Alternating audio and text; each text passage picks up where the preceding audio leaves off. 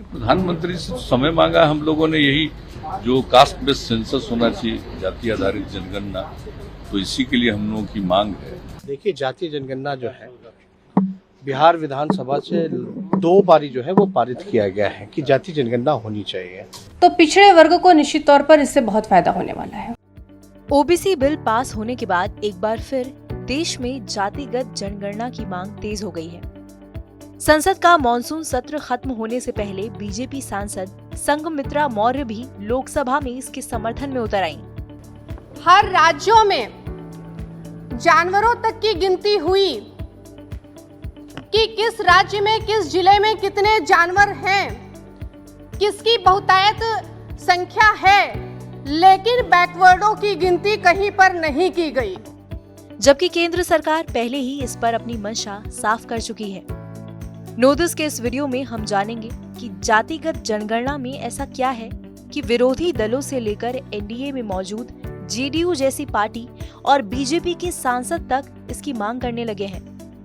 मौजूदा वक्त में देश में कास्ट बेस्ड सेंसस की क्या जरूरत है, जातिगत जनगणना से आखिर किसे फायदा पहुंचेगा और इस मामले में केंद्र सरकार का क्या स्टैंड है, इन सभी सवालों के जवाब जानने के लिए आप जुड़े रहिए हमारे साथ। सबसे पहले ये जानना जरूरी है कि जातिगत जनगणना की मांग क्या है। भारत में पहली बार साल 1931 में जातिगत गणना कराई गई थी। तब देश में 52% ओबीसी थे, लेकिन अब उनकी कितनी संख्या है इसकी कोई जानकारी नहीं है, क्योंकि 1931 के बाद जातिगत गणना बंद हो गई और 1951 से लेकर 2011 तक सेंसस के दौरान देश में सिर्फ अनुसूचित जाति और जनजातियों की ही अलग से काउंटिंग होती रही है। बीजेपी सांसद संघमित्रा मौर्य कहती हैं कि जातिगत जनगणना से ओबीसी समुदाय को सरकारी योजनाओं का लाभ मिलेगा। बिहार में आरजेडी और जेडीयू लंबे समय से इसकी मांग कर रहे हैं। पार्लियामेंट के ढांचे में, पार्लियामेंट की बनावट में, रूपरेखा में बहुत बड़ा परिवर्तन होगा। देखिए, अपर कास्ट यूपी को छोड़ दीजिए तो भारत के अन्य राज्यों में 10 से 12% से ज्यादा नहीं है, केवल यूपी में 22% है।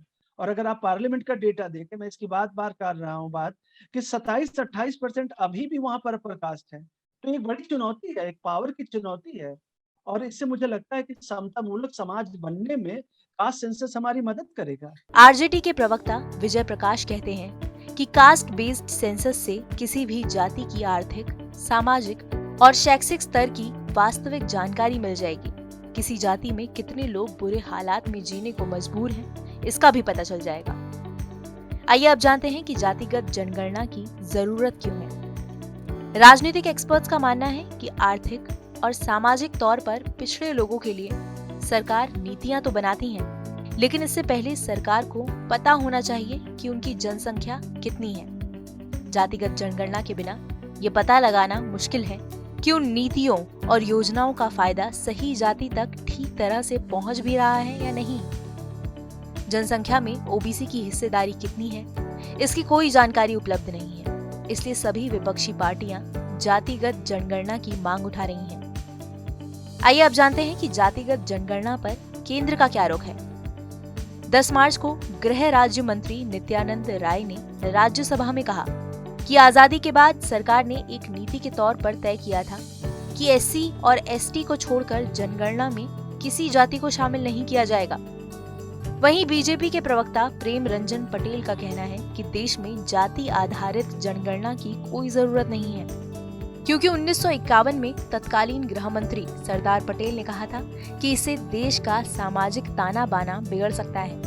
आरएसएस के सर कार्यवाह रहे सुरेश भैयाजी जोशी ने एक बयान में कहा था कि कास्ट बेस्ड सेंसस उस विचार के खिलाफ जाता है जिसमें जाति विहीन समाज की कल्पना की गई है, और ऐसा खुद बाबा साहेब अम्बेडकर ने संविधान में लिखा है। हालांकि 2011 की जनगणना से पहले संसद में बीजेपी के नेता गोपीनाथ मुंडे ने कहा था कि अगर इस बार भी हम ओबीसी की जनगणना नहीं करेंगे तो ओबीसी को सामाजिक न्याय देने में और 10 साल लग जाएंगे।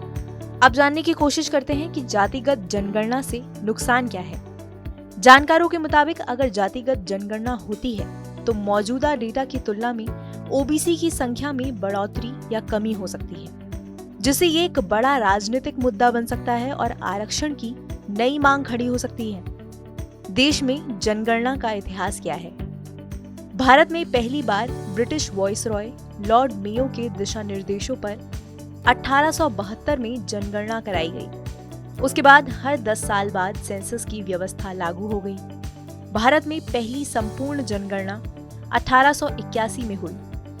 1949 के बाद इसे गृह मंत्रालय के अधीन भारत के registrar general and census commissioner द्वारा कराया जाता है। 2011 तक भारत में 15 बार जनगणना हो चुकी है। 2021 में 2 चरणों में जनगणना कराई जाएगी। हमारी इस रिपोर्ट पर आपकी क्या राय है, कमेंट सेक्शन में लिखकर जरूर बताएं। इस वीडियो को लाइक करें, शेयर करें।